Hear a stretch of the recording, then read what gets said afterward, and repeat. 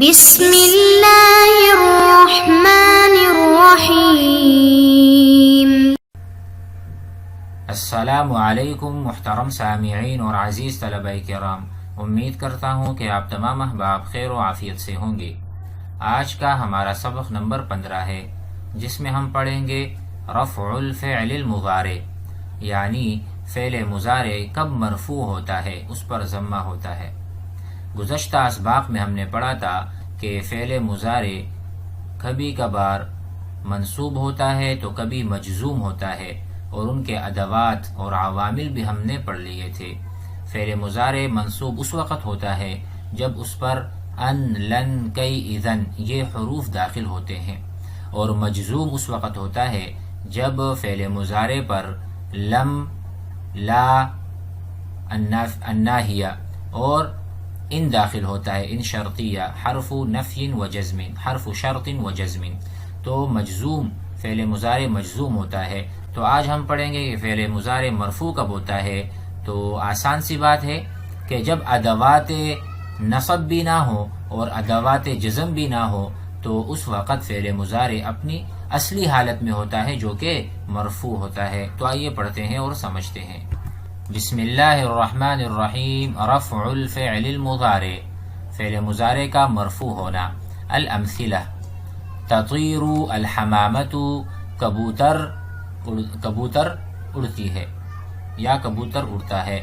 تو تطیر، طارا یطیر، دیکھو یہاں پر را پر ضمہ ہے، کیونکہ اس پر کوئی پیچھے عامل، کوئی بھی عامل نہیں، نہ عامل نصب ہے اور نہ عامل جزم ہے، یعنی نہ حروف جازمہ میں سے کوئی حرف ہے اور نہ حروف ناصبہ میں سے کوئی حرف ہے۔ یعود المسافر، مسافر لوٹتا ہے۔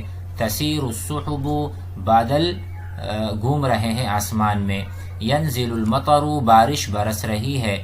یثور الغبار، غبار اڑ رہا ہے۔ یحکم القاضی، قاضی فیصلہ کر رہا ہے۔ یحکم، حکم دے رہا ہے یا فیصلہ کر رہا ہے۔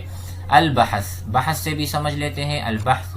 الافعال فی الامثلۃ المتقدمہ، افعال جو گزشتہ مثالوں میں موجود ہیں، کلھا، سارے کی ساری مثالیں افعال ہیں، مضارعۃ، مضارعہ۔ تطیر فعل مضارع ہے، ینزل بھی، یعود، یثور، تسیر، یحکم، یہ فعل ماضی نہیں ہے، ٹھیک ہے، کیونکہ فعل ماضی کے بارے میں ابھی تک ہم نے نہیں پڑھا کہ اس کے شروع میں کیا آتا ہے۔ ما آتا ہے، ما ضرب، ما ذهب، تو معنی میں نفی ہو جاتی ہے، وہ بعد میں انشاءاللہ پڑھیں گے۔ فی الحال ہم فعل مضارع پر فوکس کیے ہوئے ہیں کہ فعل مضارع مرفوع کب ہوتا ہے، مجزوم اور منصوب کب ہوتا ہے۔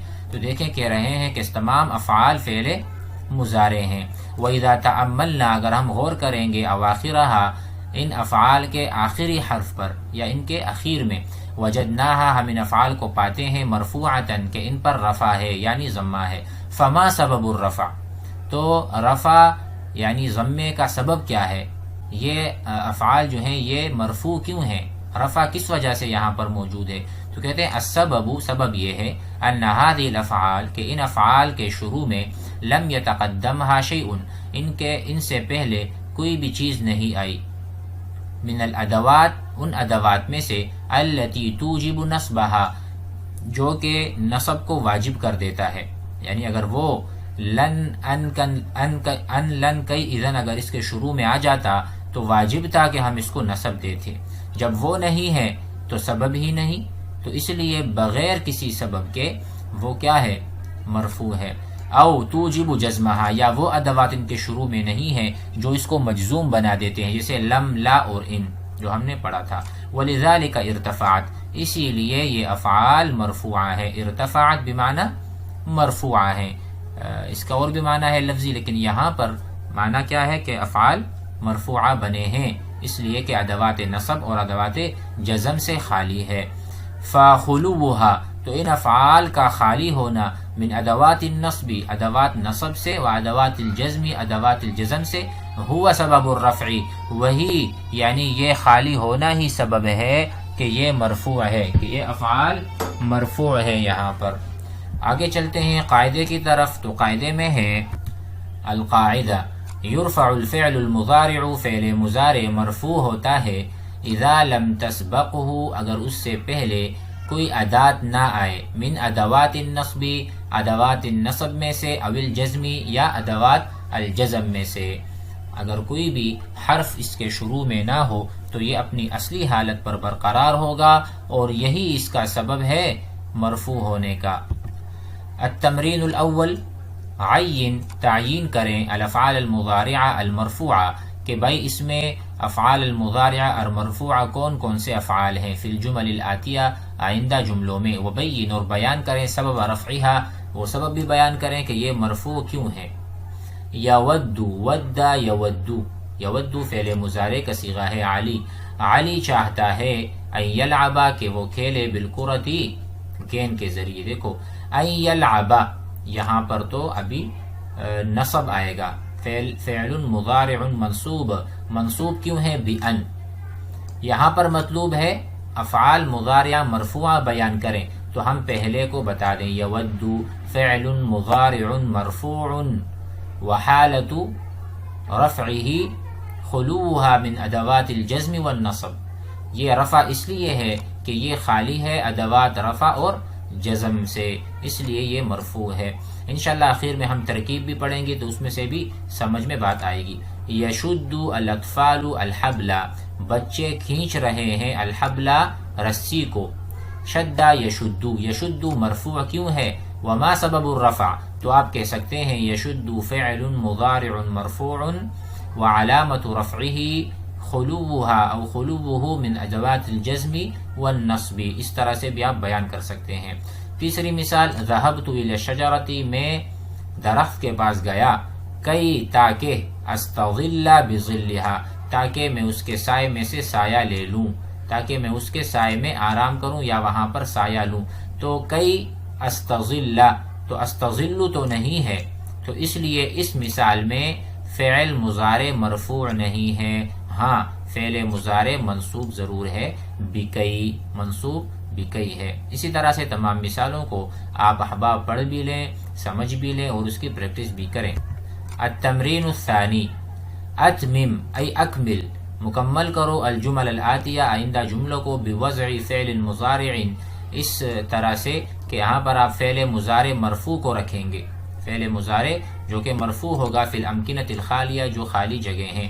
الفلاح القطن، کسان کیا کر رہا ہے؟ کپاس کے ساتھ، آپ کہہ سکتے ہیں یحصد، یحصد، حصد یحصد، یعنی کٹائی کرنا، یا اس طرح یقطف، ٹھیک ہے، چن رہا ہے، یختار ویقطع القطن۔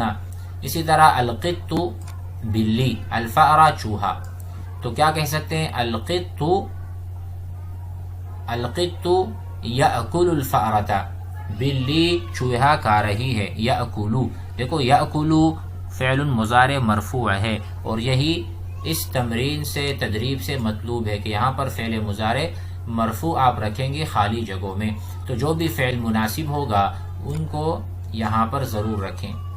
تمرین ثالث، کہ 5 جملے ایسے بنائیے، تبتدئ کل جملۃ، ہر جملہ اس کی شروعات ہو بفعل مضارع مرفوع، یعنی میں مثال دوں، یکتب الطالب الخط، یکتب الطالب الواجب، یکتب الطالب الدرس، یکتب، تو فعل مضارع مرفوع کی مثال میں نے دے دی۔ اس طرح سے 5 بنائیے، اور 5 جملے ایسے بنائیے توسط، درمیان میں آ جائے فعل مضارع مرفوع۔ درمیان میں کس طرح آئے گا؟ خالد یدرس فی المدرسہ، خالد یدرس فی المدرسہ، یدرس، دیکھو مرفوع آ گیا، فعل مضارع مرفوع۔ اب آئیے اخیر میں تمرین فی الاعراب، ترکیب سمجھتے ہیں کہ ترکیب کس طرح کریں گے۔ نموذج، مثال، یأکل الثعلب الدجاج، لومڑی کھاتی ہے الدجاج، مرغی۔ یأکل، دیکھو یأکل پر آپ نے ضمہ دیکھا، ضمہ کیوں ہے؟ شروع میں کوئی عامل نہیں، کوئی ادات من ادوات النصب یا من ادوات الجزم نہیں، تو آپ کہیں گے فعل مضارع ہے، مرفوع ہے۔ الثعلب فاعل مرفوع ہے، الدجاج مفعول بھی منصوب ہے۔ آپ کو پتہ ہے کہ مفعول ہمیشہ منصوب ہوا کرتا ہے اور فاعل ہمیشہ مرفوع ہوا کرتا ہے۔ اب کہتے ہیں کہ آپ اب ان کا اعراب کریں۔ ینام الطفل، ینام فعل مضارع مرفوع، ٹھیک ہے، نہ یہاں پر کوئی جزم ہے اور نہ نصب ہے، اس لیے الطفل فاعل مرفوع. یحرس الحفیر المنازل، یحرس چوکیداری کرتا ہے، الخفیر جو چوکیدار ہے، المنازل گھروں کی رکھوالی کرتا ہے. یحرس فعل مضارع مرفوع، الخفیر فاعل مرفوع، المنازل مفعول به منصوب.